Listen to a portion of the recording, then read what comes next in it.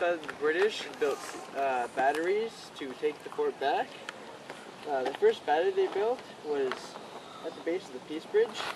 Can't really see it from here, but it was pretty far away. So when they started trying to attack the fort, it was too far away to really do any damage, and a lot of the cannonballs were bouncing off the fort a bit like tennis balls, so that wasn't very effective. So they built the battery a little bit closer, and they tried to be sneaky this time by building it in a forest and then clearing the trees away in order to surprise the Americans. What they didn't realize is when they cleared the trees away, they built their battery in front of a hill, so they couldn't see the fort at all. They couldn't aim, and that battery was useless too. They built another battery a little bit closer this time, and that battery was very effective. They could actually hit the fort now and do some damage. But after they built two other batteries, they didn't really have much resources left, so they couldn't really fire many cannonballs. But they did manage to kill about 5 to 15 Americans a day. So they're a bit of an annoyance, but they didn't have much resources anyway. Any questions about anything right now? So is this the position of the last battery was in this area here? It was about 600 yards away, so I'm thinking around the Welcome Center, around this distance. The second one was around 750, and the last one was at the Peace Bridge, so they kept building it closer.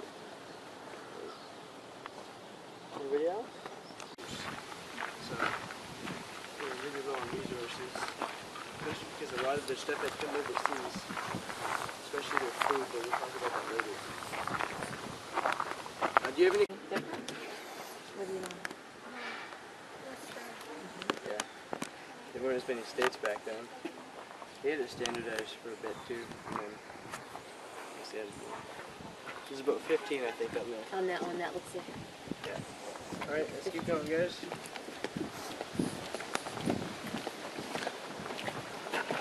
Now, what was used back then? All these were pointed. It was really hard to get over the hill, and they've had these things in the ditches too. So The trunk for the... all these branches and whatnot, Yeah. just to harm you and stop you from getting over. They would put some of that stuff in here, so if you got cut, you'd also be walking in sewage, which would also kind of infect you. Over biological warfare.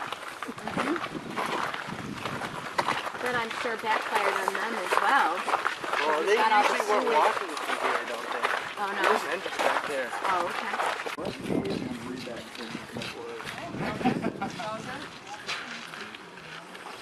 Right. We tried to use as much as we could, but we could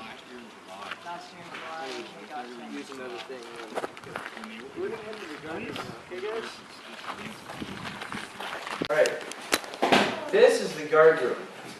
So I brought you in here first for a reason. If you're going to the fort anywhere, you basically want to come here first.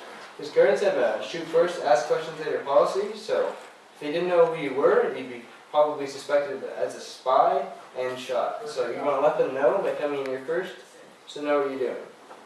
Now, guards are generally on guard duty for about 24 hours. And it was split into about 3 different positions. One is patrolling outside, like the person on gate.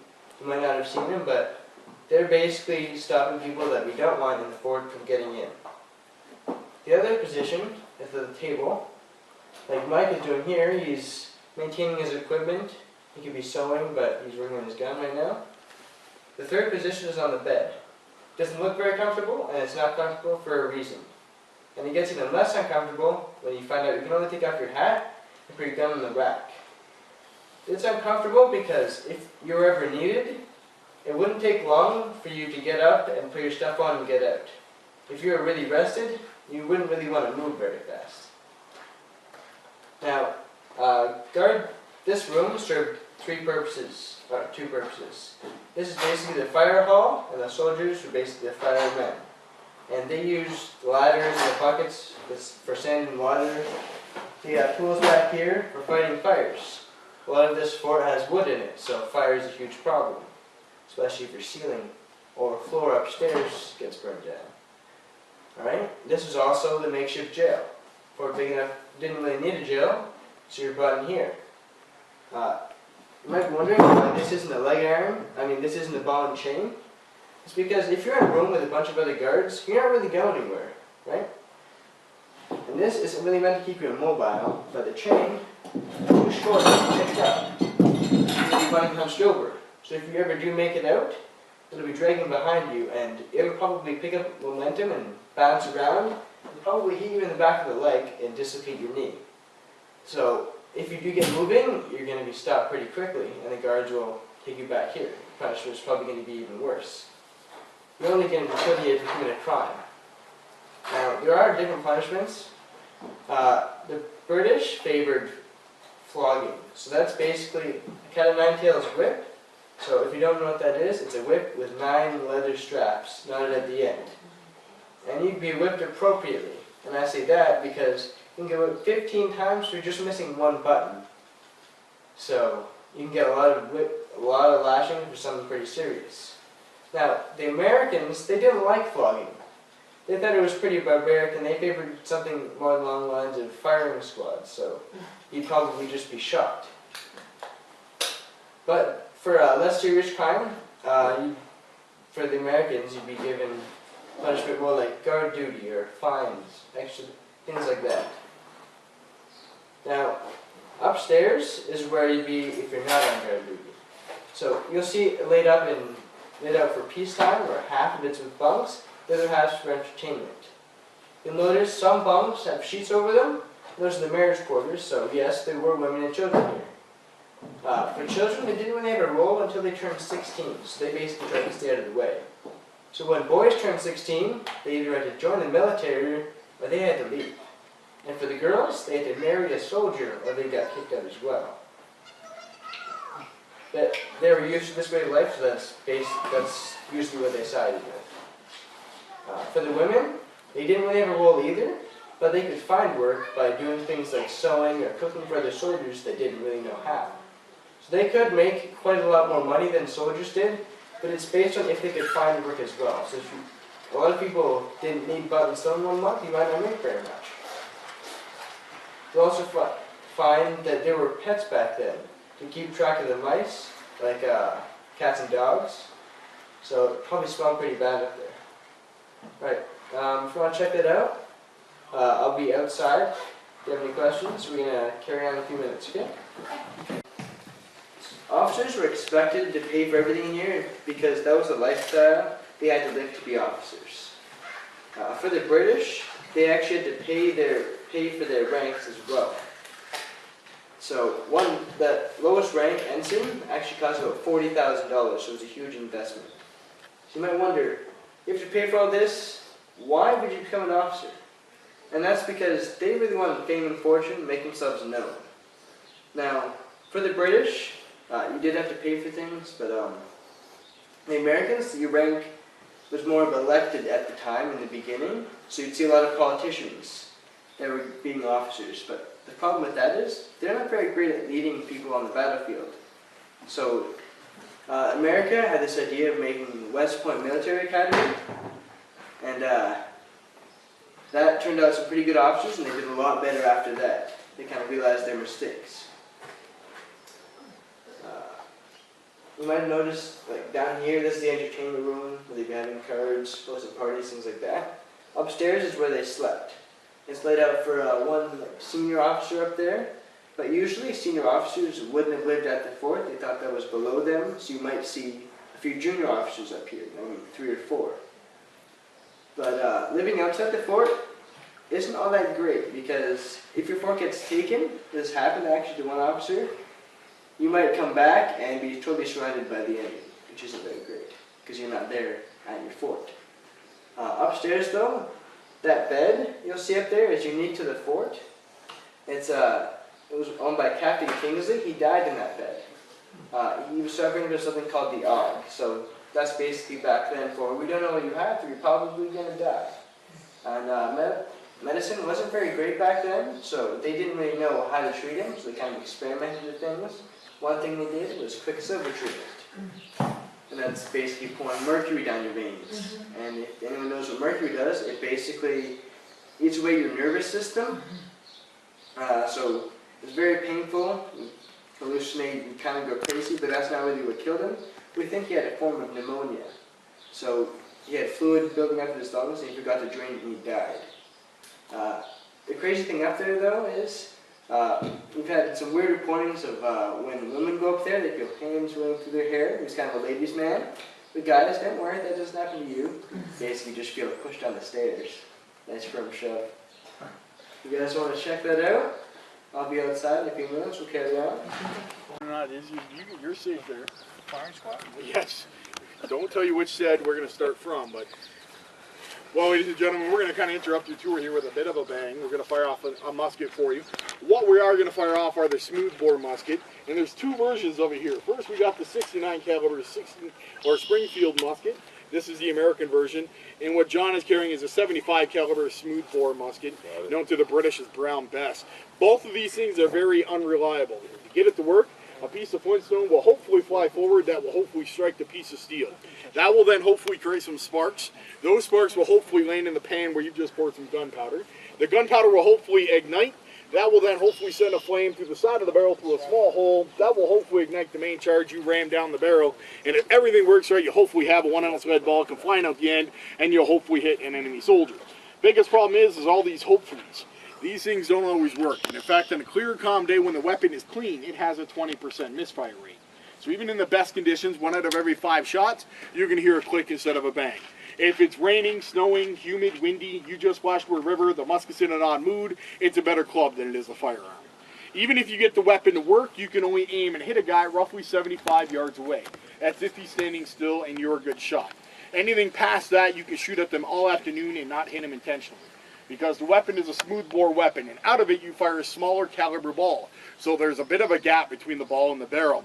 That ball will come down there just shaking, rattling, and rolling. And whichever way it hit the muzzle last, it veered off in the opposite direction. At 100 yards, you can miss your intended target up to 9 feet in any direction. So not the most reliable of weapons, but this is why they fought the way they do. You take all your guys, you line them up, one big long line, they will all point and shoot at the same time and in the same direction. That way, if your musket didn't work, odds are the guys next to you did. You had time to fix the problem. If you put 100 guys in line, 80 of them should be going off. You don't have to aim. You just simply point, and when you pull that trigger while the lead goes across the field, something on the other side is going to fall down. But doing it that way then creates an even bigger problem. And this is coming back to the uniforms that everybody's wearing and we've all seen. We've all seen movies of 200 years ago where these guys step onto an open battlefield wearing a big, tall, goofy hat, white pants, a bright red coat, and they usually have a big white shoot me here X in the middle of their chest. And they go marching onto a field. We've all thought the same thing. These guys are absolutely crazy. However, that is the best uniform to be wearing because these things generate a great deal of smoke. You're going to see one musket's going off of you for firing about a tablespoon of gunpowder. That big cannon up there in that gun deck will fire 8 pounds of powder every time it is shot. So a battlefield becomes so covered in smoke, we have a constant state. First time to clearly see and identify each other is roughly 20 paces away. So where these guys started off from, marching towards you, is the closest that you're going to actually have when you get there. So not a whole lot of distance to cover to find out whether they're a friend or a foe, and a simple rule of thumb. If the guy comes stepping through that smoke wearing a color you don't recognize, shoot him. So everybody 200 years ago knew that the British wore red. Everybody 200 years ago knew that the Americans wore blue. Red team, blue team. If you thought you were smart, you showed up wearing camouflage, guess who shoots at you? Everybody. So camouflage was not always the best to wear. It hides you from the enemy, but also hides you from your friends. They call it friendly fire today. I don't think it's ever really been that friendly. Whip blank charge, priming. Oh, so he's going to actually get going and loading his weapon itself. First thing he does is bring the weapon down, reaches back, grab one pre-made charge, bite off the top, pours a little bit of gunpowder in the side of it, closes that metal piece called the frizzen. Rest of the charge goes down the barrel. Everything went down, powder ball, even the paper. Paper is going to go down there to act as a wadding, so you get maximum compression on the ball. From all that, then, he needs a ramrod to make sure everything is firmly seated to the breech of the weapon. The most important step, make sure to take the ramrod back out of the barrel. Now, it will make an excellent projectile, but you need it for your next shot. So, put it back where you found it. Everything should be okay.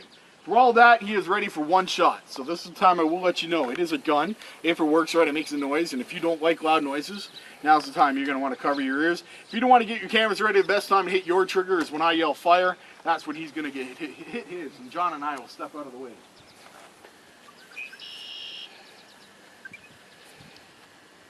The game. Fire. Time and load. Here's the other really dumb thing about a muzzle loading weapon. The quickest way to load them is standing up. And they knew back then that standing up on a battlefield with a bunch of lead flying around is not the best idea, but you can load it lying down or kneeling. If you do that, you're going to get about 2 to 3 shots off in a minute. If you stand, you can get anywhere from 4 to 6. So he who gets more lead down range tends to win. To do that, you're going to have to stand up. One of you young guys want to help me out? Come on up here, young man. Very eager. That's good. That's good. What's your name? Ari. Ari, how old are you? 10. Ari, how fast can you run? You can run fast? We're going to test that theory. Think you can get up and over that wall before he gets a couple shots off at you? Okay. Really? You going to let me shoot at you? Alright, we're not going to shoot at you. That's just a Purdue. Sometimes when the military is involved, volunteering very quickly is not the best idea. But what I'm going to get you to do today is you're going to become a sergeant. You're going to help me be in charge. Notice when I yelled, it wasn't all that loud. So I'm going to get you to yell a little louder for me. When I point to you, yell fire for me as loud as you can. Now, if you don't yell loud enough, the musket won't work. We're going to have to shoot that man. You want to see a good shooting? Yeah? You're going to be a very excellent sergeant on here. Are you ready to go? Alright, here we go. You king? Nice. Fire! Excellent job. Swing up, swing hammers. Nice round of applause from the new sergeant there. Thank you very much. Good job. That's the soldier's kitchen. So, again, everything here was paid for. So the soldiers could eat a lot better than, the officers could eat a lot better than the soldiers. The soldiers were getting basically a pound of beef, about a pound of alcohol, some grains and some vegetables, like once every day. And they basically take a few friends and stew that together and have that for their term of service, which is around 21 years or so, which is kind of boring actually. But because the British had such low numbers, flogging wasn't very popular because, they used it as punishment, but doing it with America pretty close probably wasn't a good idea, so they rewarded good behavior as well, with things like hunting passes, so you could supplement your meager rations. There was also a garden out front where the parking lot was, so each soldier was given a plot of land. It was actually 3 to 5 times larger than the fort itself. So you could actually grow some nice vegetables in there and have a nice meal as well. But the officers, they could pay for things, so they had a lot better meals. And since the British had got a lot of their food from overseas, their meat was very heavily salted, and some soldiers said it was often better for carving rather than eating. Now, being a cook, we don't have one here, but it was often a soldier. Some people expect women, but there was women too, but often a soldier would get hired out because he was injured and couldn't perform on battle. The good thing about being a cook for an officer was that you didn't have to go on battle anymore, you didn't have to do drill because you weren't trusted with that. You could also eat better because you could take scraps off of the officers' plates.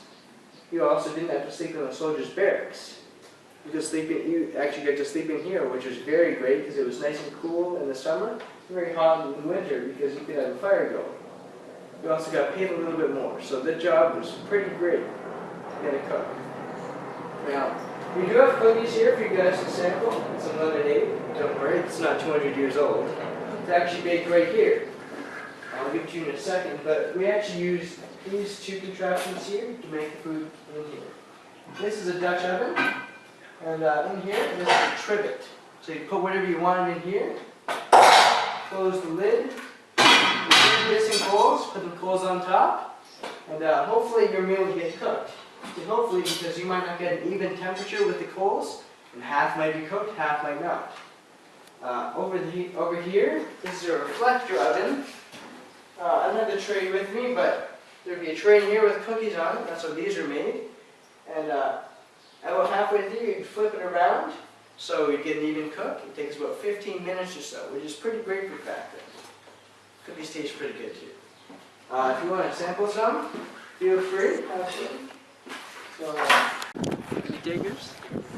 No? That's usually the answer we get. But in there's tools of what we used back then. There's also a binder to explain them. But you're free to play the guessing game. My best tip, think of the most painful thing you could possibly do with those, and that's probably it. We also have in the corner, next to the bottom phone, and excavated, I think around there, there's an excavation going on. You can see musket pits going on, but That's the surgery. Over there is the room on the left.